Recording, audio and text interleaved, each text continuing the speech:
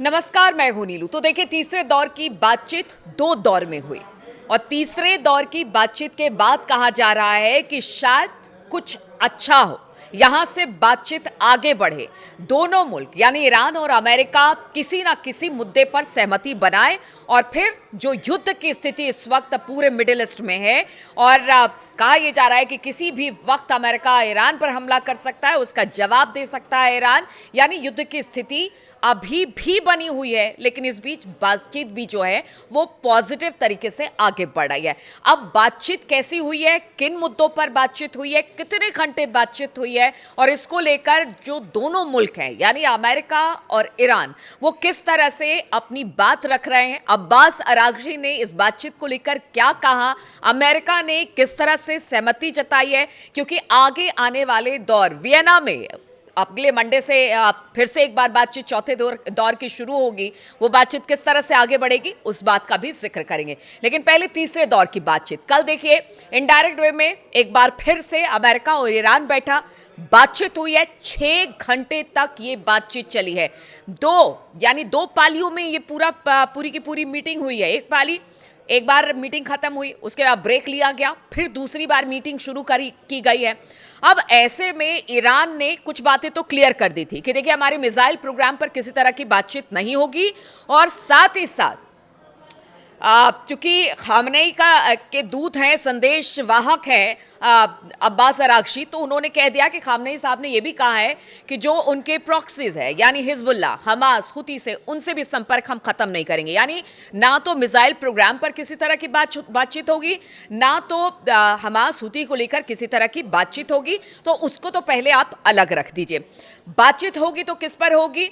बातचीत होगी परमाणु समझौते को लेकर, जिस पर शुरुआत से अमेरिका दबाव बनाता आ रहा है ईरान पर। तो बातचीत का मसौदा ऐसा ही रखा गया कि देखिए ये पेशकश की गई कि हाँ ठीक है, ईरान की तरफ से कि अगर आप यूरेनियम इनरिचमेंट की बात करते हैं तो वो अब आगे हम नहीं करेंगे। जितना यूरेनियम इनरिचमेंट इस वक्त ईरान में है वो ईरान में ही रहेगा। अमेरिका कह रहा था हमें दे दो, जब जरूरत होगी हम तो आपको दे देंगे। ऐसा कहीं हो सकता है क्या? ईरान अपना यूरेनियम इनरिचमेंट जो उसने किया है वो अमेरिका को दे देगा या कहीं और भेज देगा? उसने कहा नहीं, वो ईरान में ही रहेगा।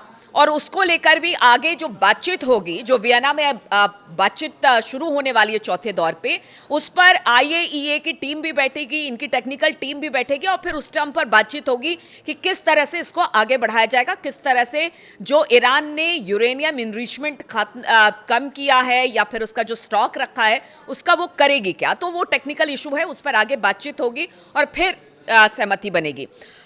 अमेरिका चाहता है कि जो परमाणु समझौते हो उस पर जो ईरान है वो हस्ताक्षर कर दे।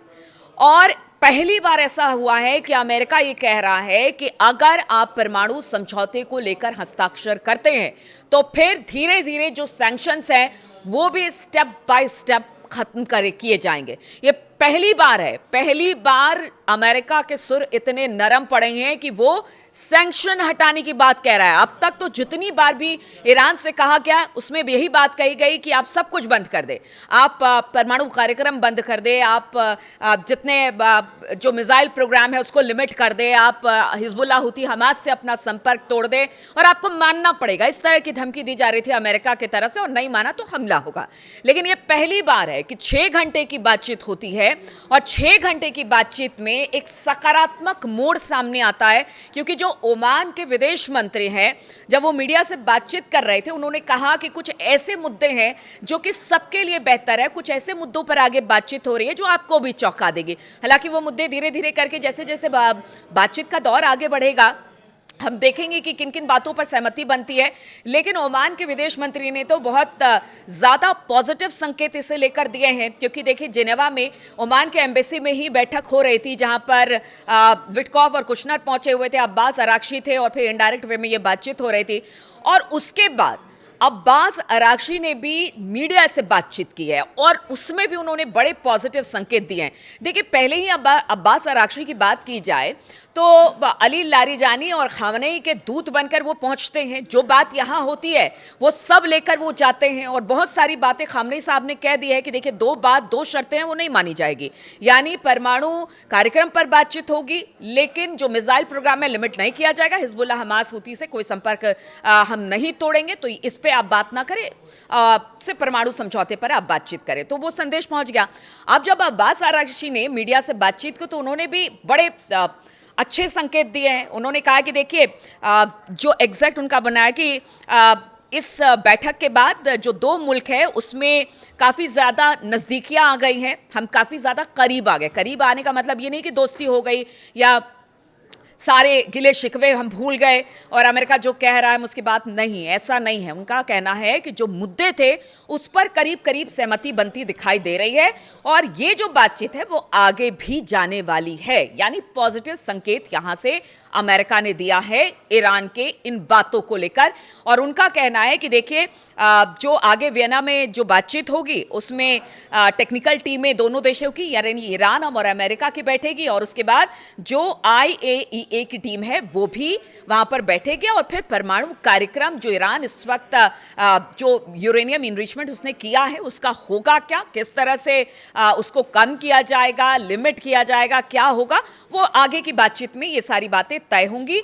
और इस पर अब अमेरिका ने भी सहमति जता दी है। सबसे बड़ी बात है सैंक्शन कम। देखिए, बार बार मैं सैंक्शन कम करने की बात की, अब तक धमकी मिल रही थी और इसके पीछे एक ही वजह बताई जा रही है, ईरान की मिसाइलें। क्योंकि अमेरिका भी डर गया है, ट्रंप ने तो ये अपनी संसद से कह ही दिया, तो इसके पीछे सिर्फ एक ही वजह लगती है कि शायद अमेरिका को भी ये नहीं पता है कि ईरान के पास किस तरह की मिसाइलें हैं। उसके सारे गुप्तचर, उसकी गुप्त सूचना सब नाकाम हो गई है। अमेरिका इस वक्त उनकी मिसाइलों से घबराया हुआ, इसलिए युद्ध नहीं चाहता है। लेकिन दूसरी तरफ ये बातचीत एक तरफ चल रही है। अब नेतन्याहू का बयान इस पर आ गया है। नेतन्याहू ने क्या कहा है? देखिए, अमेरिका चाहता है कि निगोशिएट कर लिया जाए ईरान के साथ, जो बातचीत हो रही है बातचीत से ही समस्या का हल निकले। लेकिन इसी बीच बार बार पलीता लगा रहे हैं जो बेंजामिन नेतन्याहू। उनका कहना है कि नहीं नहीं, आपको मिसाइल प्रोग्राम को लिमिट करना पड़ेगा और आपको परमाणु कार्यक्रम को भी बंद करना पड़ेगा।